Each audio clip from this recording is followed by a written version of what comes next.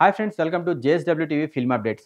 Man of the masses NTR హీరోగా నటించిన గత చిత్రం 'దేవరా' సాలిడ్ హిట్ తర్వాత తన నుంచి రానున్న చిత్రాల్లో దర్శకుడు అయాన్ ముఖర్జీతో చేస్తున్న భారీ యాక్షన్ సీక్వెల్ చిత్రం 'వార్ 2' కూడా ఒకటి. మరి ఎన్నో అంచనాలు ఉన్న ఈ సినిమాలో బాలీవుడ్ గ్రీక్ గాడ్ హృతిక్ రోషన్ కూడా నటిస్తున్నారు. అయితే ఈ సినిమాలో తారక్ మంచి పవర్‌ఫుల్ రోల్‌లో కనిపిస్తున్న సంగతి తెలిసిందే. అలాగే హృతిక్‌తో పలు ఎనర్జిటిక్ యాక్షన్ మరియు డాన్స్ సీక్వెన్సెస్ కూడా ఉన్నాయి. అయితే ఇప్పుడు తారక్ పేరు ఈ సినిమా నుంచి లీక్ అయింది. ఈ సినిమాలో ఎన్టీఆర్ వీరేంద్ర రఘునాథ్ అనే పేరుతో పిలువబడతాడని తెలుస్తోంది.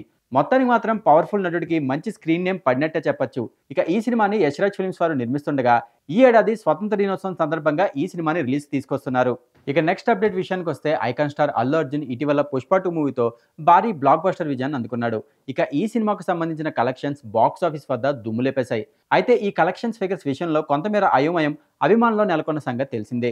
ఏదేమైనా 'పుష్ప 2' విజయాన్ని అభిమానులు కూడా ఎంజాయ్ చేశారు.